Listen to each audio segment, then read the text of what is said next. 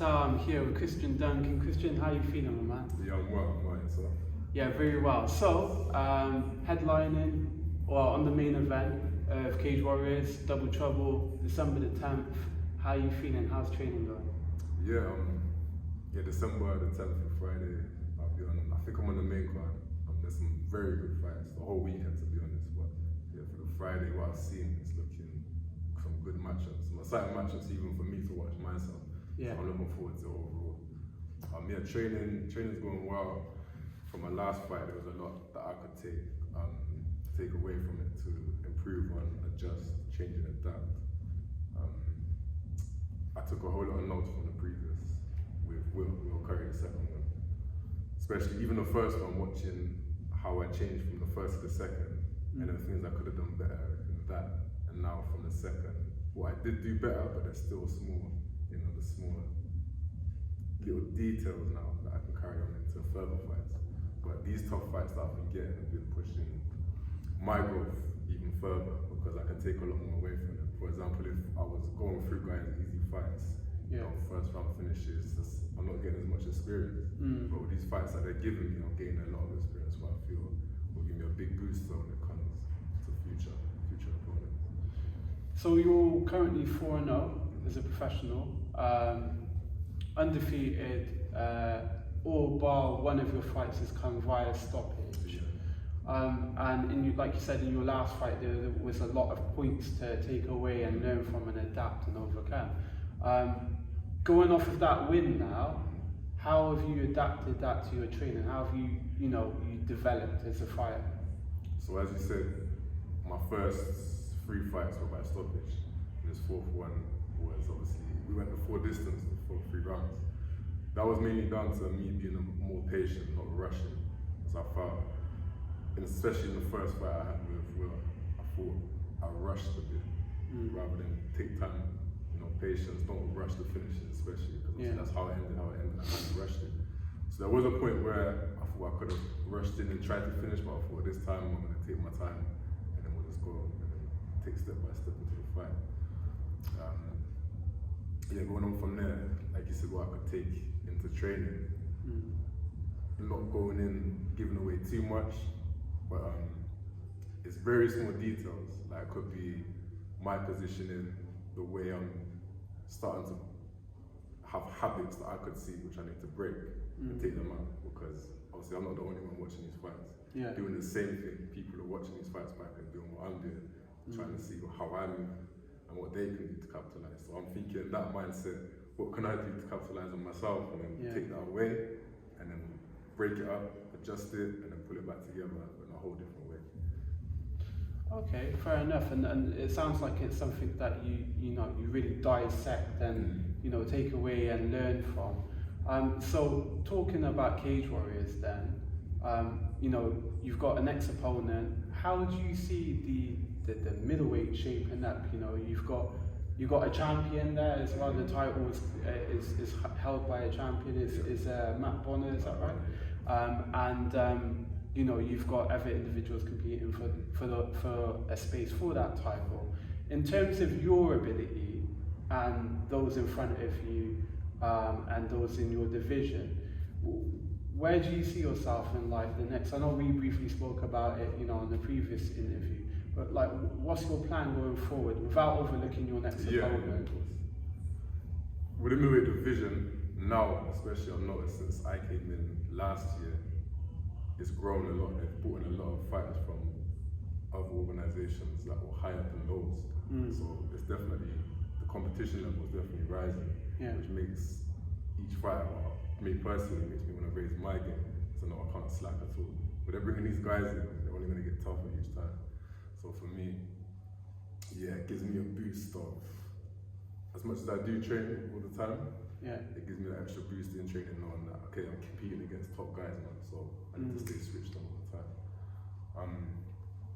Going forwards, I would say within 2-3 fights, potentially looking at fighting for the crown, for the title, the middleweight title. But as I said, there's no rush for me, there's no rush at all. I'm just over a year in, 4 fights.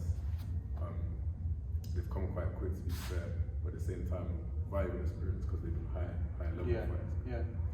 But there's no rush for me. As long as I'm learning, developing, and getting what I need, then yeah, I can take it when it comes at the right time. I know when the right time is. I would say within 2-3 fights. Okay, so in regards to your opponent then, Frazier, who he's quite experienced in his record. He's your next upcoming fighter, a striker. All his fights, his wins have come by stoppage, and the fights that he hasn't won has gone down to a decision. So like yourself, he's never been stopped before.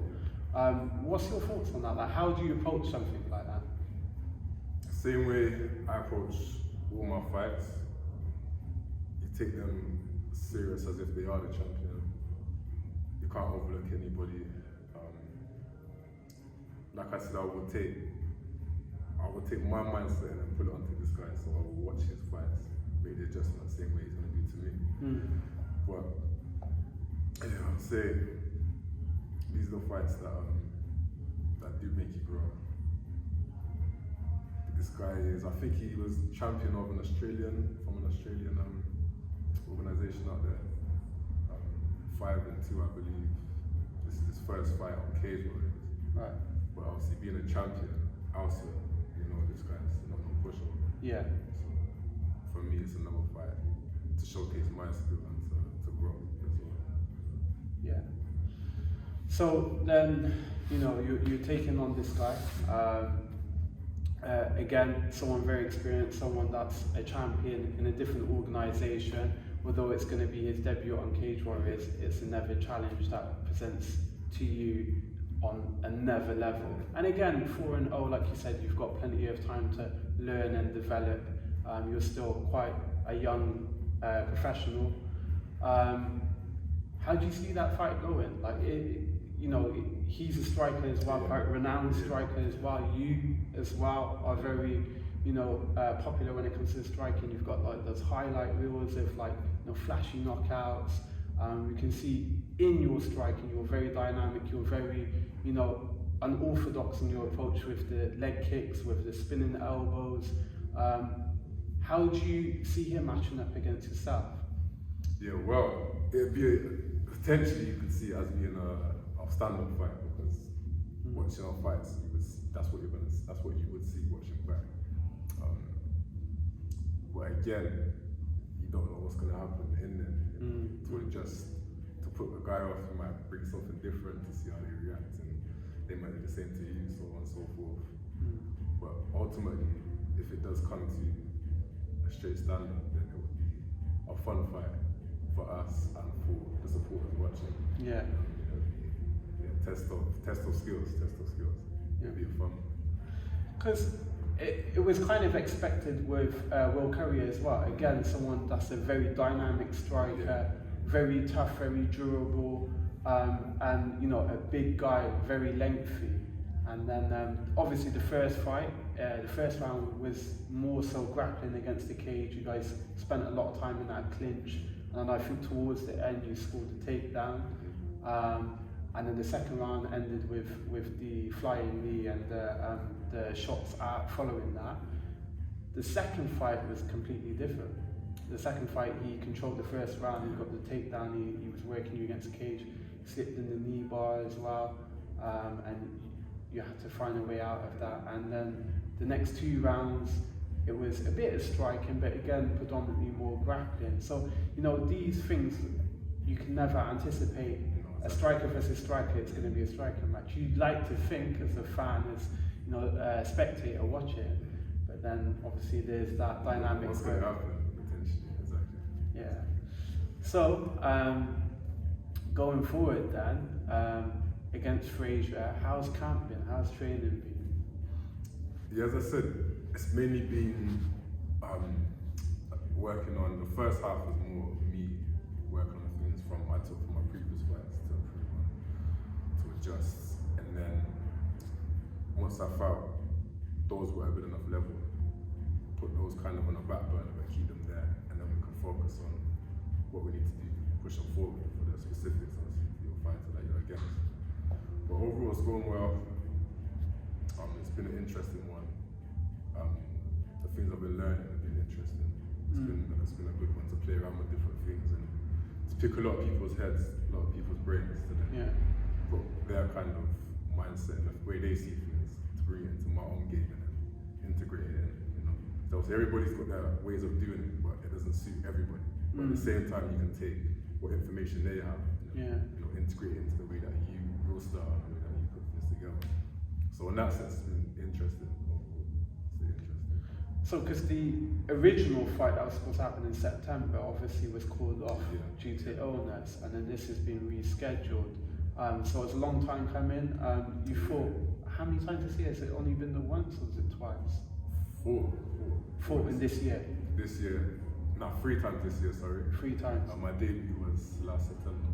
So okay. 3 So and then you've gone twice against Curry, and then you had I forget what his surname is. It was the Polish lad, wasn't it? Lucas something. I forgot his surname. Yeah. So then again, 4 fights in a year. Very active. Unfortunate that you fell to illness in September, because potentially could have been 5 if all went well in September.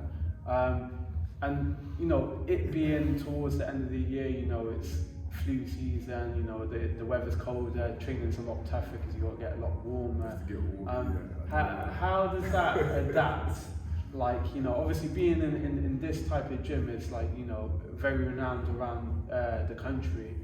Being Mark Weir's gym, old school gym, you got to work to get warm. Yeah. So how does it feel? Like, obviously, coming into this season, training and working against this sort of environment, coming off of illness. I rarely get ill, to be honest with you. I rarely get ill. So for me, that was a surprise. I thought I could just fight through it and continue as normal. The way I was. It was alright for me. Right. Like for me, I was ready to fight. I wanted to still fight, but Mark kind of saved me for myself. And could see that I wasn't at the same level I'm usually at. So he saved me for myself. But usually, this time of year it's cold in here, but you just get warmer by training harder. And Mark puts us through a hell of a warm up to get us warm anyways. Once you're there, nice. But when you first get here, you feel it. You got all the ice breath for the air. Yeah. And once you get warm, everybody steams up the room anyway. The body heat is the heat in the district. There's no heaters in the air. We are the heaters in it. So I was going to ask you as well, like Mark being your coach, and he's been your coach since your amateur career as well. Day one. And I know you previously had a kickboxing sort of background prior to your MMA background. You now going into the pro leagues, and you still got Mark behind you, coaching you and guiding you through the steps. How does it feel? How's your partnership with Mark? How's those sort of dynamics working out? Yeah, with Mark, it's more of like a kind of a mentor to me. From when I first started. Like he would take me. We went up to London, not London, sorry. We went up to Oxford a few times to train down there when I first started. So I got a lot of experience with some higher level guys. Different kind of guys to what I've been with previously. So, and he's taught me a lot in the fight game as well. Just life things in general outside of the gym. He's definitely boosted my growth in more areas than just training. So he's definitely grateful to have Mark on my side. And Mark's he's had his battles, his fights. He's constantly coaching people as well, even for years on end. And he's obviously had to go through a few changes with operations and stuff. Has that affected your training at all? Not so much. The only difference it has made is what we would do together. We would get into some training, just me and him, one-to-one kind of session. We haven't been able to do as much. We can still do them, but it's limited to what we can do, obviously, because of his restrictions at the moment. But overall, as long as I've got his mind's there, so his mind's there, that's everything, right? What you were saying as well about he's been through his own kind of his battles, he's got a long list of experience, he's been When I said he took me to Oxford when I first started, I think within my second year, he took a few of us over to California, up to the pit, with John Hackleman, which is Chuck Liddell's coach, and the new champion, heavyweight champion, just crowned. I forget names. In the UFC? Yeah, like heavyweight champion. Light heavyweight champion is the Glover Teixeira. Glover, yeah. So he obviously was their coaches from back then, and Mark was training with those guys back in their heyday. Yeah. So Mark's been about, a lot of well-known guys, and that's his experience there too that he can pass to us. But yeah, he took us to that gym in California. We was there for 2-3 weeks training with John. Took us up to his house. Got a nice house up in the sticks. Yeah. Huge house. He got his own training complex, gym, Yeah, outdoor cage. Yeah, it's nice. It's nice out there. But it's good to have those kind of experiences as well as just staying here, I suppose as well that gives you an insight to what life could be like further down the line. Yeah. Potentially it's there, but for me, my mind was you have to stay here before you get, Yeah, got to stay in that ice box, right? That's it. So, obviously Mark being Mark, like you couldn't go many places in the MMA community without, saying Mark Ria and people not knowing who that is. You being the fighter you are, and you've got quite a popularity behind you with the way you've been fighting, the way you've been winning fights, and the stages you've been fighting at. How does it feel to kind of, represent Range and also represent Mark in those things? Like someone as a great fighter as Mark is, and now you're next in line representing. How does that feel? Yes, as they say, the torch isn't given, the torch isn't passed, it's earned. It's earned.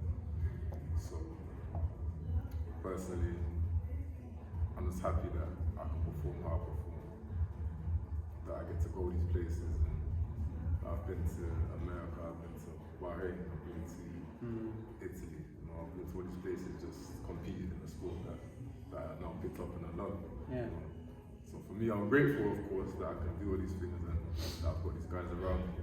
Mark, the guys in the gym, the guys that used to fight the generation before us, even, like the insights that they give us.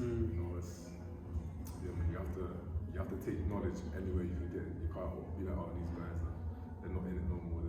But they've still got their experience and the things that they've learned as they've gone, they can pass it to you. Like I said, and you can adjust it to how you need to. But yeah, it's been. I think I'm blessed to be part of this gym. And to have Mark on our doorstep. That's not every day you got a guy like that. UFC veteran, Pride veteran, knocking shoulders with guys like Chuck Liddell, who's the champion. Glover Teixeira, who's now the UFC champion. So I think the blueprint's there. And so, when you look at Mark, sort of like his training, his emphasis on how you fight, and his style of fighting, most people come into the gym and, the way a fighter turned coach teaches, they may teach in a specific style that suited them to their students. Some people might find difficulty in that, some people might, shine in that. Do you feel like that is something that Mark does, like he teaches from his specific style and it's equipped you with the sort of combat you're able to go into the cage with? So Mark never had a coach specifically for his training. So he came from Taekwondo, boxing, Taekwondo, and then coming to MMA. MMA wasn't mixed martial arts as we know today. Yeah. Was it Valley Tudo or something like that? Yeah, that's right, yeah. It was in a ring. And there's basically next to no rules. Yeah. And they had no specific coaches for that, so he kind of learned on the go and everything. So where he was traveling different places, going against different styles, putting it together, just working with his own unique style. And when he coaches us, like here, there's no like specifics. Like you'll be taught the principles, but then from there you can add your own flair to it or your own, just to make it natural to you. What works for one guy potentially won't work for the next. And if you try and force it that way, you could take away from what they could build if they put their own flair on it. You know what I mean? So yeah, it's not linear here. You'll be taught the fundamentals, the foundations, and then from there you add your own to it. So it's comfortable for you, it works for you. Yeah. Okay, fair enough, and you know that's good to hear, because like obviously, you know, me as a spectator, as a fan of the sport, watching you can see glimpses of Mark's style in the way you fight as well. But it's good to know that, you know, Mark covers the foundations, and he you know, where he sees you shine, he progresses you in that direction. You know, you spoke about like being able to travel and, you know, go around the sort of globe with MMA. And recent news, one of your English MMA amateur colleagues, if you like, it's just signed to the UFC. How does that make you feel, knowing that, you know, you competed alongside him in a team for GB, and now the news is that he's just signed to UFC, a lifelong dream for a lot of MMA fighters. And at a young age, 21 years old. 21. UFC. And what was his record? I think like 29 and 0 amateur. Yeah. Still undefeated professional. Yeah. He's going to do great things. I can see that coming. But yeah, as a teammate as well, also in the UK team, you have to be proud of guys when they go through. Yeah. He's done everything he said he was going to do in the time frame he said he's going to do. Yeah. So I'm looking forward to what comes next. Watching. I look forward to his debut. Yeah. I reckon he have a lot of eyes on him, obviously, but he's used to that now. Yeah. What he's gone through with IMAF. Once he's had that on his shoulders for a while now, that kind of pressure. But you know, for him, I don't think there's pressure now. You know, pressure makes diamonds, as they say. Yeah, he's shining. He's shining. I look forward to watching. He, you know, he's been kind of like the poster boy for IMAF as well, hasn't he? I was going to say, it shows, I think for IMAF especially, it will show what they can turn out, you know, fighter-wise. Especially, it's a new generation of fighters, and he's kind of leading the way with the guys from IMAF. He's not the first in the UFC, but of recent, and all the kind of eyes on him, he's the first in that case. But it shows how IMAF are producing these kind of fighters, and what they're doing is working. Yeah. You know, so I think it will get more guys, hopefully, especially in the UK, together, making a team in the UK then to go and fight and get these experiences. Because you're seeing the results now. Yeah. So hopefully now, the bigger, when you go to the governing bodies, they can start pumping money now into the UK. They can see what's happening. You know, eventually, we'll have a good run going in the future. You don't know how many fighters will potentially get in the UFC and climb up.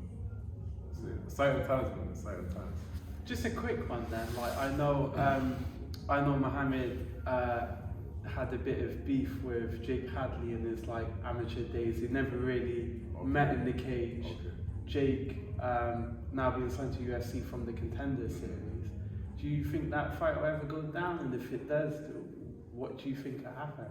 I don't know much about whatever they had, whatever conflict they had. But I'm seeing two great fighters. I see Hadley now. I think was it off the Contender Series. He's in there now. So it wouldn't make sense to match them up. They're both in their debuts, up and comers. Just let them make their paths up. And if they get to the top, like for the number one spot, then different story. But now let's let them grow and, you know, wish them both the best. Yeah, for real. And speaking of rivalries, I know there's no bad blood between you and Will, but he's also fighting on Double Trouble as well. Yeah. Do you look forward to seeing his fight? Do you look forward to seeing him bounce back? Yeah, he'll bounce back. There's no question. He have potential of a good opponent, but he'll do well. He'll definitely bounce back. And you know, briefly before this interview, I caught up on the second fight against you two, and I can remember hearing Dan Hardy saying that, could you imagine they fought a trilogy on the trilogy?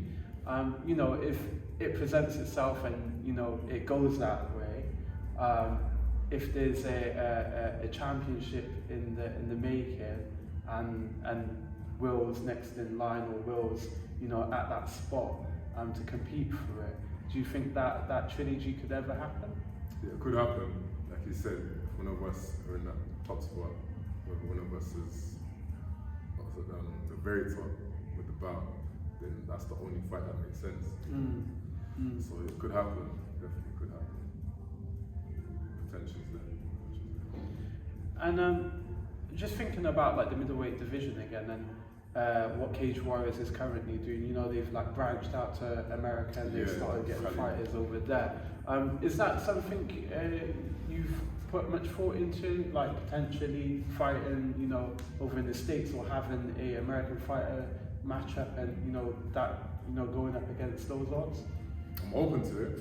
See, with IMAF, he's fighting guys from all over. So definitely open to it. I'm not sure what their plan is with it, but at the moment, from what I'm seeing, the guys in the Californian show, they're all from the States. So the guys from over here are all from UK, Europe. So I don't know if they're going to integrate together. Yeah. I guess if it comes to a championship fight contender for that spot, then they're bound to. It only makes sense to do it. But I'm not entirely sure yet what their plans are. So, but I'm open to fight. Yeah. Always up for the challenge. Yeah, you have to. Okay, so great. Like, you know, it sounds like you're in a really good place. Eager to get back into the cage. Obviously, it's been a while since you last stepped in. June. It feels longer than it actually is. It feels like you saying it's been a while. You must be feeling the same way I am. It feels like it's been a while because I've been doing the fights so, you know, back to back, close together. But yeah, I'm looking forward to coming back in come December 10th. All right, December the 10th, Double Trouble. We'll see you go up against Frazier, middleweight bout, potentially future championship in sight. Any final words? I'm not. Tune in December 10th. Myself and John Fraser. We're going to put on a great performance, a great show, both of us, and then we'll see what happens at the end of that one. Obviously, as always, love for the support and love for the interview. All right, Christian. Well, hopefully you both come in healthy and you both come out healthy, and I'm sure myself as well as other people are really looking forward to this firework display. Thank you. It's definitely, it's good.